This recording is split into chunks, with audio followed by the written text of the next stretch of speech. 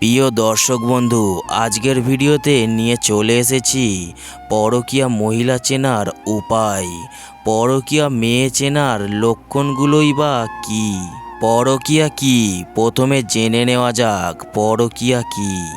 পরকীয়া হলো কোনো ব্যক্তির স্ত্রী যদি অন্য কোনো পরপুরুষ অথবা পরিচিত কোনো ব্যক্তির সাথে গোপনে মেলামেশা করে, অথবা কোনো পুরুষ যদি অন্য কোনো অপর পরিচিত মহিলা বা পরিচিত কোনো স্ত্রী মহিলার সাথে দৈহিক মেলামেশা করে, তাকে মূলত পরকীয়া বলা হয়। পরকীয়া শুধুমাত্র অপর পরিচিত ব্যক্তিদের সাথেই মেলামেশা করানোকেই বা দৈহিক মেলামেশা করা কি বোঝায় না।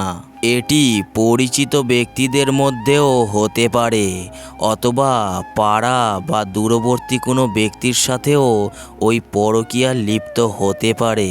পরকীয়া কারা বেশি করে? পরকীয়া মূলত মহিলারা বেশি করে থাকে। এক মহিলা একাধিক পুরুষের সাথে পরকীয়া কাজে লিপ্ত থাকে। এক গবেষণায় দেখা গিয়েছে, এশিয়া মহাদেশের মধ্যে সবথেকে মহিলারা বেশি পরকীয়ায় লিপ্ত থাকে। কাজে কর্মে ওঠা বসা ব্যক্তিদের সাথে অথবা ঘনিষ্ঠ কোনো বন্ধুর সাথে পরকীয়া লিপ্ত থাকে মহিলারা। শুধুমাত্র মহিলারা যে পরকীয়ায় লিপ্ত থাকে তা কিন্তু না, এক্ষেত্রে পুরুষেরাও কিন্তু সমানভাবে মহিলাদের সাথে পরকীয়ায় লিপ্ত থাকে।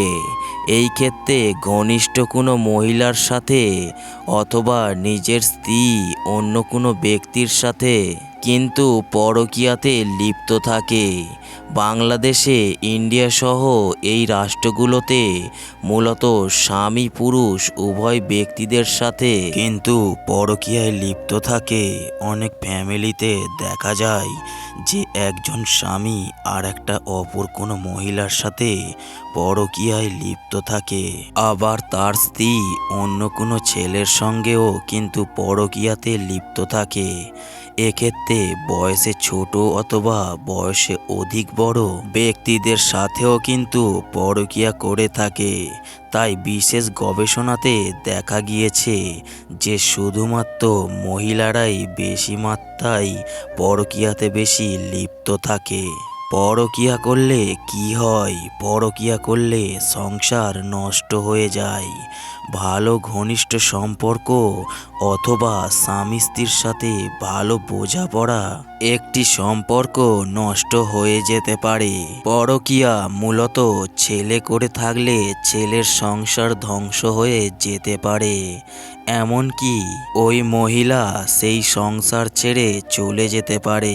পুরুষদের মাধ্যমে যদি পরকীয়া ঘটে থাকে তাহলে ডিভোর্সের মাধ্যমে ফয়সালা হয়, অথবা মেয়েদের মাধ্যমে যদি পরকীয়া হয়ে থাকে তাহলেও কিন্তু ডিভোর্সের মাধ্যমে ফয়সালা হয়ে থাকে।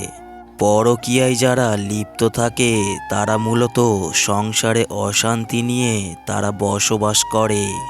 এমনকি সংসারে তারা বিভিন্ন ধরনের সমস্যা চলতেই থাকে।